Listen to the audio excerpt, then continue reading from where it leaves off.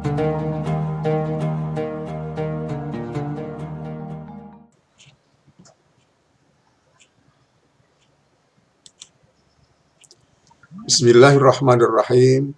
Assalamualaikum warahmatullahi wabarakatuh. Alhamdulillah, wassalatu wassalamu ala rasulillah, wa ala alihi wa ashabihi wa mawala, amma ba'd. Alhamdulillah, kita berjumpa kembali untuk melanjutkan kajian bahasa Arab Qur'ani. Melanjutkan apa yang disampaikan oleh Ustadz Muhaiban kemarin, surat Al-Fatihah sudah lengkap dan kita masuk ke surat Al-Baqarah. Kita mulai dari ayat 1 sampai 3. A'udzubillahi minasyaitonirrajim. Bismillahirrahmanirrahim.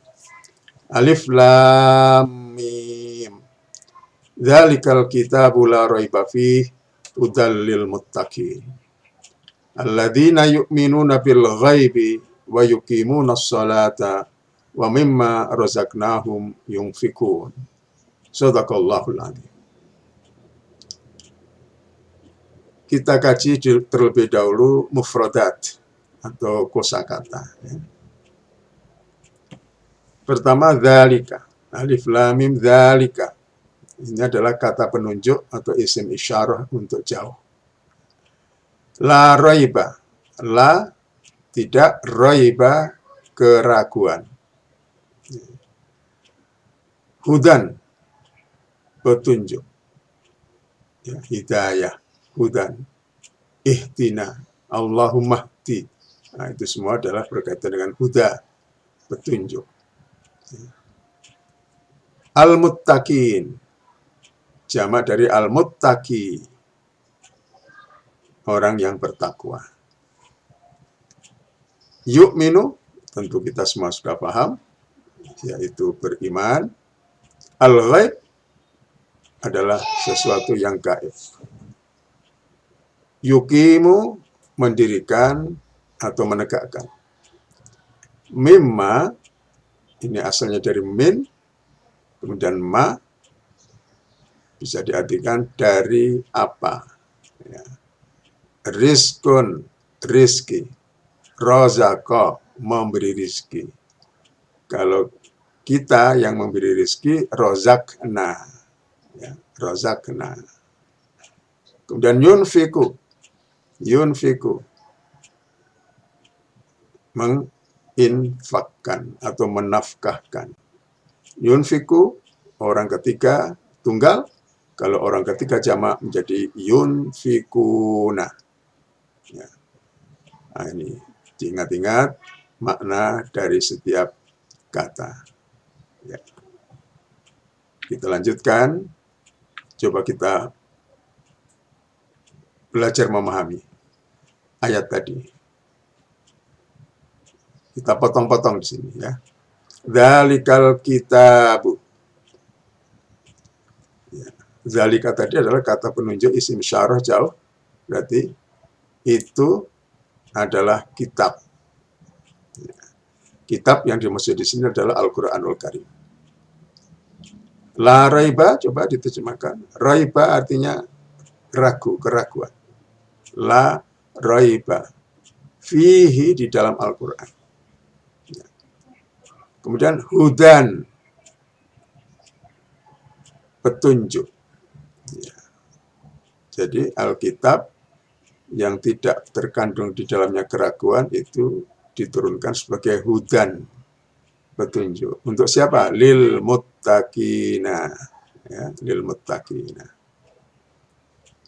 Siapa al-muttaqin itu? Alladzina yu'minuna bil ghaibi. Ayo diterjemahkan. Alladzina yu'minuna bil ghaibi. Alladzina adalah kata penyambung. Dalam bahasa Arab istilahnya ismul mausul. Untuk menunjuk kepada yang kalimat kata yang disebutkan sebelumnya. Yuqimuna shalah. Sudah sering kita dengar. Wa mimma razaqnahum yunfikun. Rozakna, tadi rozako, memberi rizki. Rozakna berarti siapa yang beri rizki? Kami. Ya, Allah.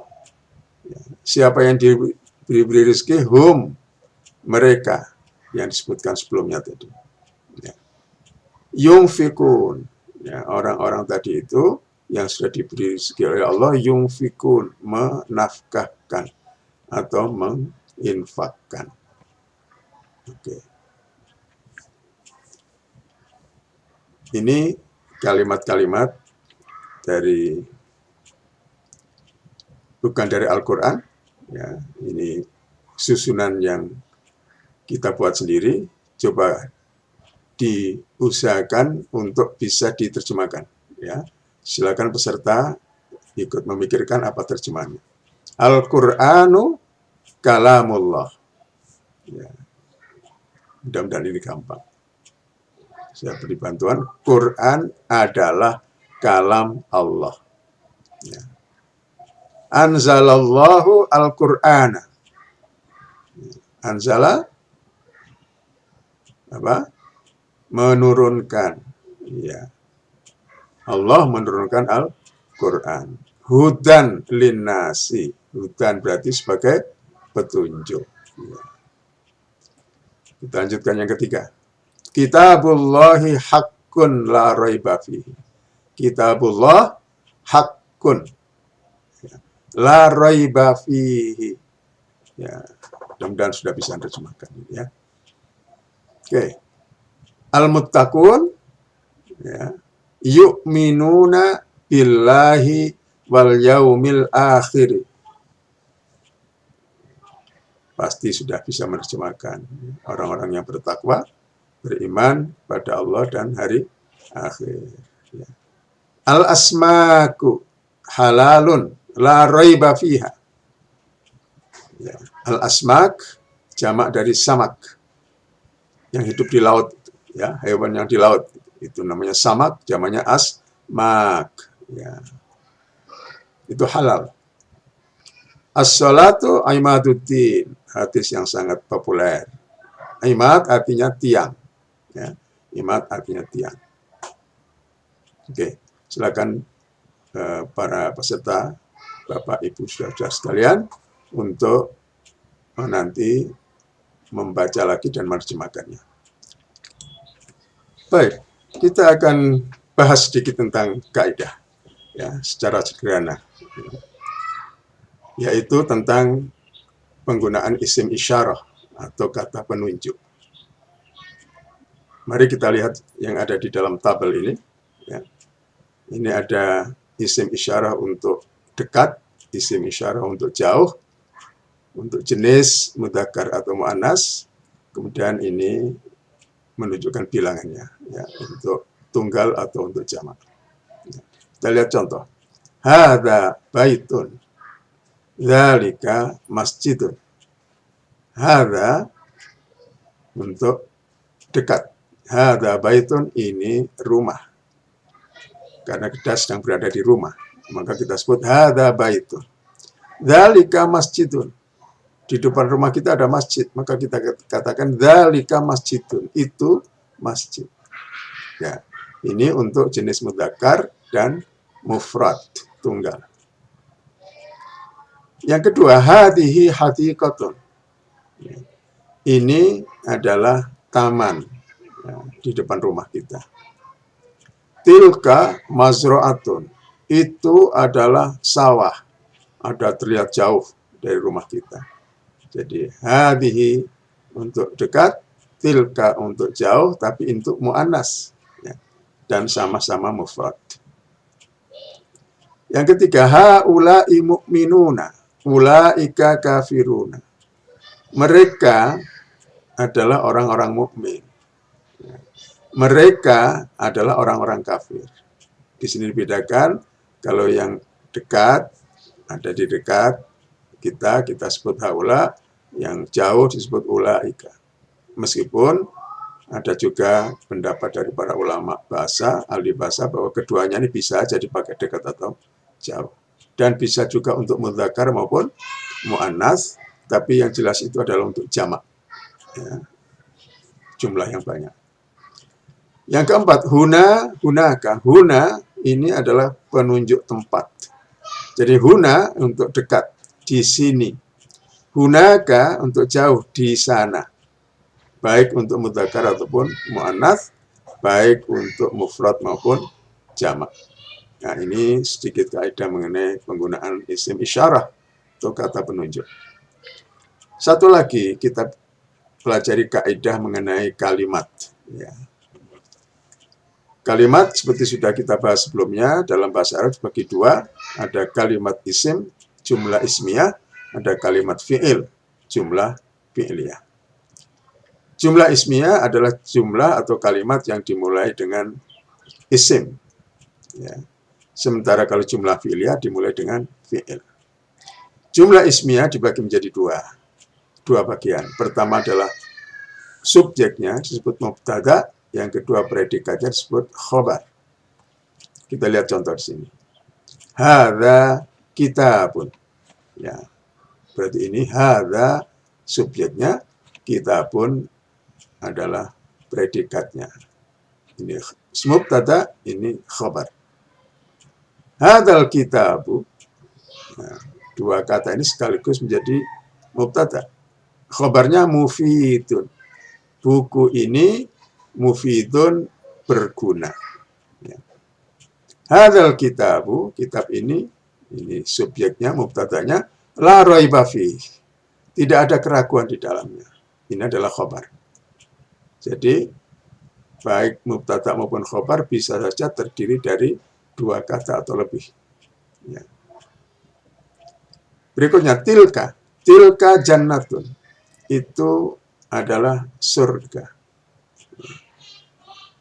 Tilkal jannatu, surga itu aliyatun, tinggi. Tilkal jannatu, surga itu uiddat lil muttaqin, disediakan bagi orang-orang yang bertakwa. Nah, ini semua adalah mubtada, ini adalah khobar. Yang perlu kita perhatikan di sini ada mutabaqah atau kesesuaian antara mubtada dan khobar dari segi jenis atau gendernya. Ya, kalau ini mudzakkar, di sini juga mudzakkar. Kalau di sini muannas, jannah, di sini juga muannas. Ya. Nah, ini sedikit tentang kalimat isim. Sedangkan kalau kita bicara tentang definisinya, bisa dikatakan kalimat isim adalah kalimat yang dimulai dengan isim, terdiri dari dua bagian, yaitu mubtada atau subjek dan khobar atau predikat. Kita lanjutkan dengan melihat contoh-contoh kalimat isim dalam Al-Quran. Ya, ini semua ada dalam Al-Quran. Silakan dibaca. Ya. Yang pertama itu alhamdu, mubtada, lillahi, khobarnya. Ya. Dzalikal kitabu, mubtada, la raiba fihi, khobarnya. Begitu selanjutnya. Silakan para peserta membaca dan mencermati contoh-contoh ini untuk mengambil pemahaman pertama adalah dari segi strukturnya. Ini adalah kalimat isim. Yang kedua tentu dari segi makna. Ya, ini semua saya pilihkan ayat-ayat yang mudah, yang mufradnya atau kosakatanya sudah kita kenal. Barangkali ini yang belum pernah kita sebut, yaitu fadli. Hada min fadli Rabbi. Ini adalah dari anugerah Tuhanku. Fadlun, anugerah. Ya. Dzikra bisa diartikan peringatan, bisa diartikan pelajaran. Lidzakirin, bagi orang-orang yang berzikir atau orang-orang yang mau mengambil pelajaran. Nahnu ansarullah, ansar jamak dari nasir, penolong. Kami atau kita adalah penolong-penolong Allah. Ya, ini semua ada di dalam Al-Quran. Silakan dibaca, dicermati. Sekarang kita kembali kepada latihan pengembangan mufradat. Ya, saya ambil dari kata amanah. Ada amanah, amanu, yu'minu, yu'minuna, mu'minuna. Amanah berarti kata kerja madhi untuk huwa, orang ketiga laki-laki. Amanu untuk jamak. Ya, orang ketiga jamak. Yu'minu adalah fi'il mudhari'nya. Kalau banyak, yu'minuna. Yu'minu satu orang, yu'minuna banyak orang. Orangnya disebut mu'minuna. Mu'minuna. Ya. Ini adalah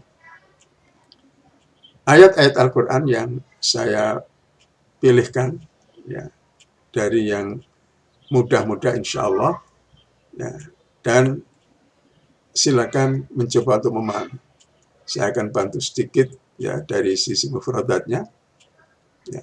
Coba ayat pertama dulu kita coba terjemahkan. Man amana, man siapa amana beriman, billahi pada Allah, wal yaumil akhir dan hari akhir, wa amila sholihan dan beramal soleh, falahum maka bagi mereka ajruhum, ajrun pahala, pahala mereka inda rabbihim di sisi Tuhan mereka.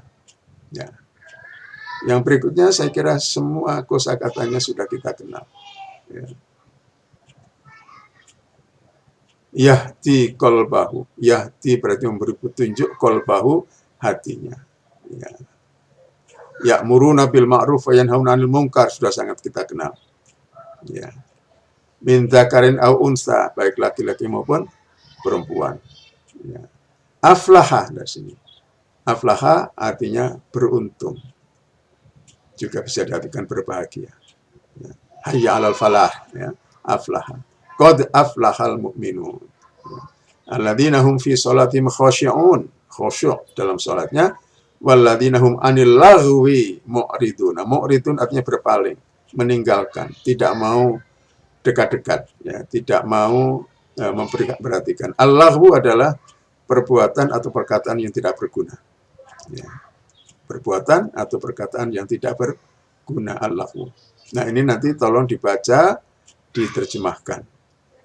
Syukur kalau mau mengirimkan kepada ke grup ya untuk kita bahas bersama-sama, ya, saling mengoreksi terjemahannya ini. Ini tidak wajib, ya, sunnah saja. Tapi yang berikut ini wajib, ya. Jadi ini tugasnya di rumah dan harus dilaporkan. Carilah ayat lain di dalam Al-Quran yang memuat kata-kata di bawah ini lalu terjemahkan. Ya.